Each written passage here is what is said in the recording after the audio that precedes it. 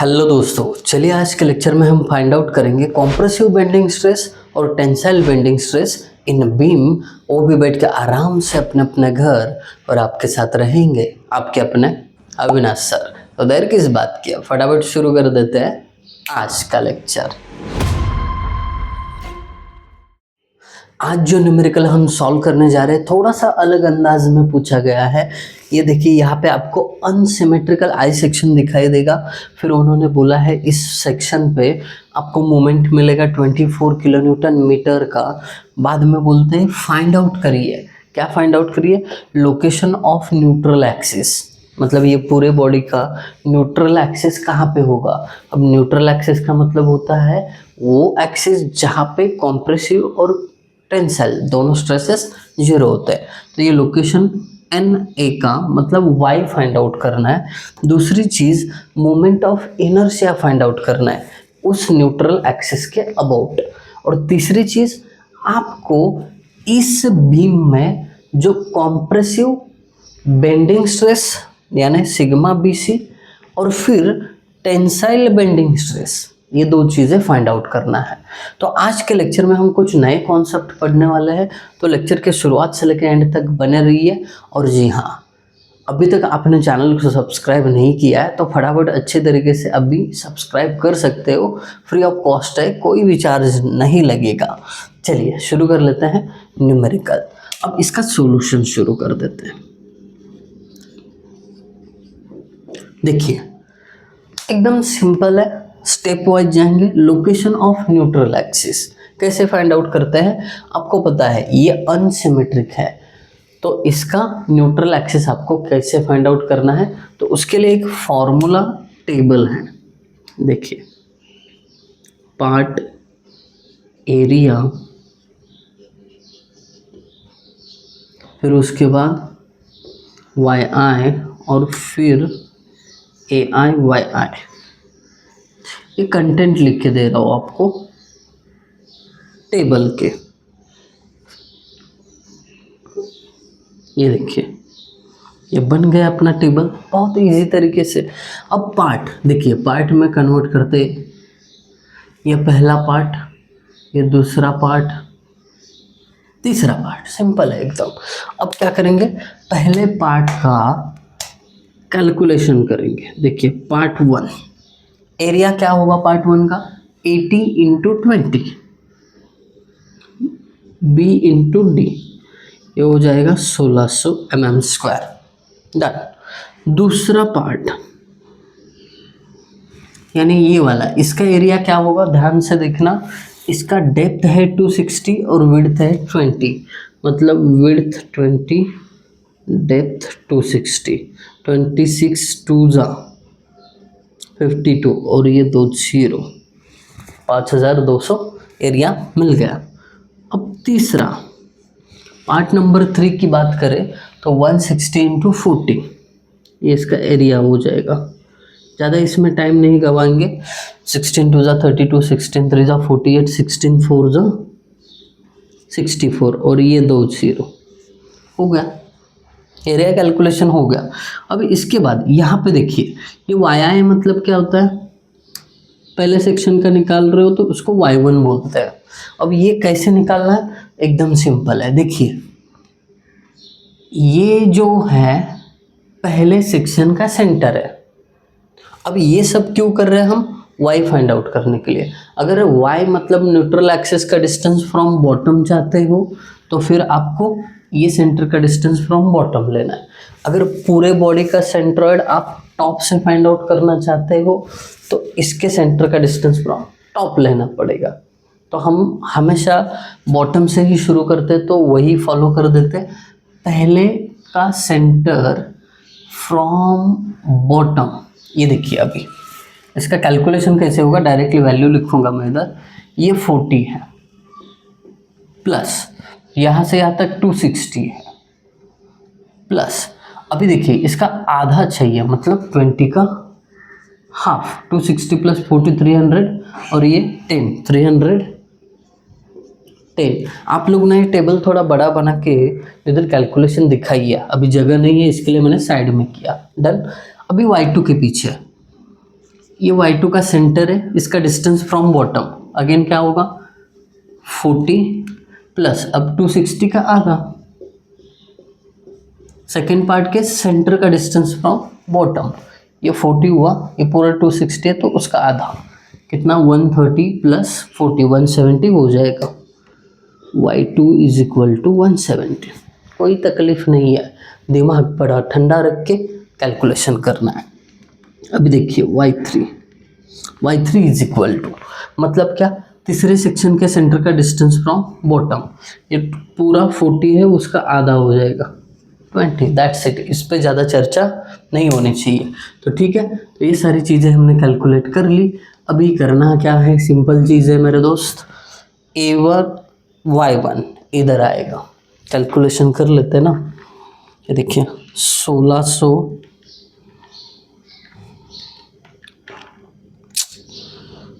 Into 310,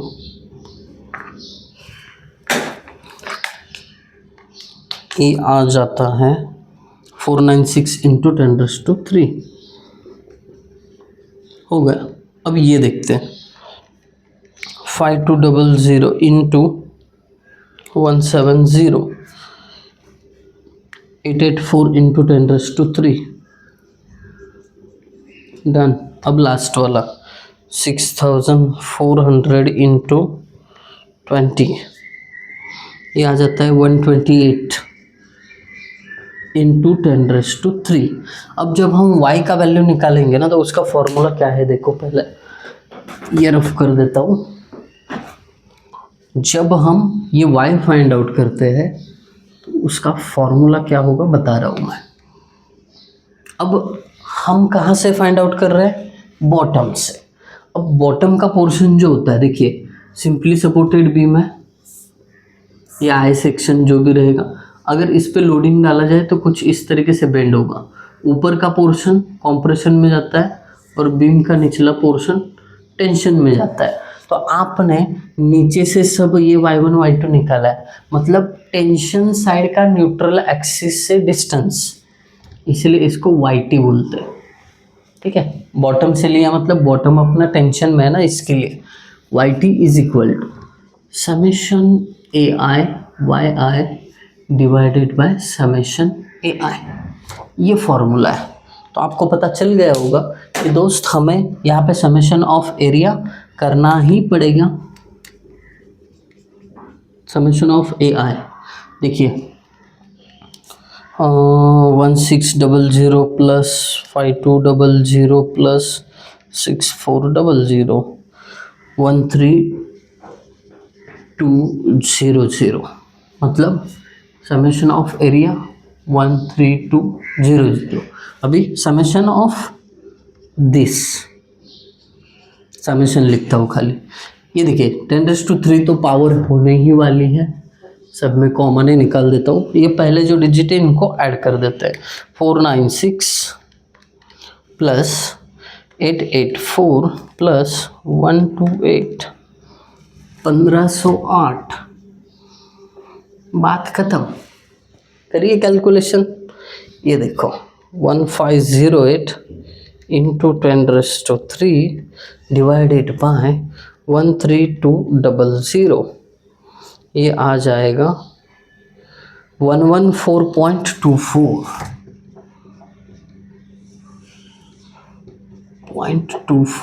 mm। मतलब tension side से अगर बात की जाए तो न्यूट्रल एक्सिस कहाँ पे है, देखिए बॉटम से 114.24 इतने डिस्टेंस पे, yt बोला मैंने इसको। अगर मैं वहीं पे yc की बात करूं, मतलब कॉम्प्रेसिव जोन का top surface from neutral axis, ये कितना होगा, सिंपल है। कैसे निकालेंगे, ओवरऑल डेप्थ कितना है, ये 260 प्लस 40 300 प्लस 20 320, उसमें से माइनस करूँ yt को, yt मतलब 114.24, तो yc मिल जाएगा। मतलब कॉम्प्रेसिव जोन से न्यूट्रल एक्सिस कितनी दूरी पे है, इसको YC लिख देता हूँ, ये अभी पता चल जाएगा, don't worry. 320 minus 114.24, 205.76 mm। That's it, हो गई बात। वेरी गुड, आपने y जो चाहिए था वो दोनों तरफ से निकाल लिया, कॉम्प्रेसिव जोन का भी और टेंशन जोन का भी। अपना पहला काम बन गया। अभी दूसरा काम, moment of inertia. Moment of inertia कैसे निकालते हैं भाई साहब? मोमेंट ऑफ इनर्शिया निकालने के लिए सिंपल फॉर्मूला, ये सिमेट्रिक नहीं है, ये जो सेक्शन है सिमेट्रिक नहीं है, मतलब नीचे का पोर्शन फोल्ड करके ऊपर अगर मैंने रख दिया तो फिट नहीं बैठता, ये अलग है ये अलग है, असिमेट्रिक है। तब पैरेलल एक्सिस थ्योरम कैसे अप्लाई करते हैं? IG1 A1 H1 का square plus IG2 plus A2 H2 का स्क्वायर, पहले का होगा दूसरे का होगा तीसरा बचा है, plus IG3 plus A3 H3 का स्क्वायर। इतना सिंपल है। इसमें आपको A1 मतलब ये, A2 ये, A3 A, बस आपको IG1 और H1 निकालना है, तो बड़ा सिंपल है। ये देखिए IG1 का फॉर्मूला BD3/12, IG2 के लिए भी वही फॉर्मूला रहता है BD3/12, IG3 के लिए BD3/12। बस अभी वैल्यू कैसे पुट करना है एक बार समझ गए ना, टेंशन नहीं है। 1 के लिए 1 का B और D, मतलब B कितना होगा हॉरिजॉन्टल डायमेंशन 80 और D इसका 20 है, तो 20 का क्यूब डिवाइडेड बाय 12। अब दूसरा सेक्शन, इसका ध्यान से देखिए, हॉरिजॉन्टल डिस्टेंस मतलब विड्थ यानी B कितना है 20 इंटू इसका डेप्थ कितना है दूसरे पार्ट का पूरा 260 है, इसका क्यूब डिवाइडेड बाय 12। तीसरे पोर्शन की बात करें तो B इसका 160 है और इसका D 40 है, इसका क्यूब करिए डिवाइडेड बाय 12। एक साथ ही कैलकुलेशन धड़ाधड़ करने का, देखिए पे 80 इंटू 20 का cube divided by 12 is equal to 53.33 into 10⁻³ mm⁻⁴। दूसरा 20 इंटू 260 का क्यूब डिवाइडेड बाय 12, ये आता है 29.29 इंटू 10⁻⁶ mm⁻⁴। बचा आखिरी वाला। दोस्त सफलता ऐसे ही नहीं मिलती, मेहनत तो करना पड़ता है, तो कंटाला मत करना मेरे दोस्त। ये आपको लग रहा है इजी, बट इसका प्रैक्टिस बहुत ज़रूरी है। इजी है, इसमें कोई दो राय नहीं होनी चाहिए। 853.33 इंटू 10⁻³ बने रहिए एंड तक, पूरा समझ में आएगा। अब देखिए, अब आपको H1 H2 और H3 चाहिए, इनके फॉर्मूले बड़े कांस्टेंट है। ये देखिए y माइनस y1, इसको बार बोलते हैं, y बार माइनस y2 माइनस y3। ये देखिए, ये जो है ना y बार, मतलब ये दोनों में से कोई भी एक उठा लेना है आपको। अब आप पहला वाला जो है वही ले लो, 114, y बार की जगह 114 रख दो, तो क्या हो जाएगा 114.24, इधर भी 114.24 माइनस खाली क्या करना है y1 y2 y3, 310 170 और एंड में 20। अब H1 H2 और H3 मिल जाएगा, देखते हैं। 114.24 माइनस 310, इसका आंसर 195.76। माइनस में आया है तो भी प्लस में ही लिखना है, और इट दूसरा इसमें से 170 माइनस करना है, ये हो जाएगा 55.76, माइनस में आता है तो भी प्लस में लिखना है, कितना इजी है बहुत। फिर एंड में क्या माइनस करना है 20, ये हो गया 94.24। That's it. आपको IG1, IG2, IG3, H1, H2, H3 सब कुछ मिला है। अभी करना क्या है, इस I के फॉर्मूले में वैल्यूज को पुट करना है। आप लोग को क्या करना है, फॉर्मूले में वैल्यू लिख के फिर कैलसी में पुट करना है। मैं डायरेक्टली कर रहा हूँ IG1। ये देखिए IG1 हमारे पास था 53.33 into 10⁻³ plus A1 1600 into H1 का स्क्वायर 195.76 का स्क्वायर ब्रैकेट क्लोज प्लस दूसरे ब्रैकेट में IG2, ये देखिए IG2 है ना, तो कितना है 29.29 इंटू 10⁻6 प्लस, अब ये A2 है ना, इधर से उठाओ 5200 इंटू H2 55.76 का स्क्वायर ब्रैकेट क्लोज प्लस, अब आखिरी bracket IG3 853.33 into 10⁻³ plus A3 मतलब ये 6400 इंटू H3 का स्क्वायर 94.24 का square bracket close is equal to, होश मिल गया 164.52 इंटू 10⁻6 mm⁻⁴।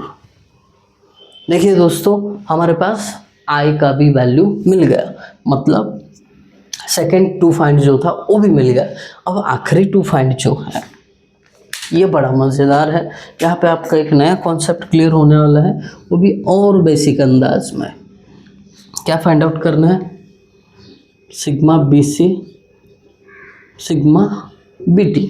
अब इनका मतलब है compressive stress in bending, tensile stress in bending. आपने इक्वेशन देखा होगा, कुछ इस प्रकार है, M/I is equal to sigma B/Y is equal to E/R। ये बेंडिंग स्ट्रेस इक्वेशन है। ER का कुछ भी नहीं दिया तो इसको हटा दो।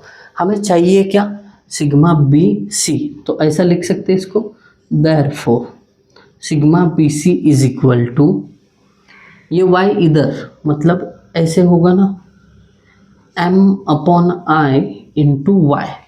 बस थोड़ा सा बदलाव देखिए, ये अगर सिग्मा BC है तो ये YC होगा, और साइमल्टेनियसली इधर सिग्मा BT फाइंड आउट कर रहे हो तो M/I इंटू YT होगा। इतना सिंपल है।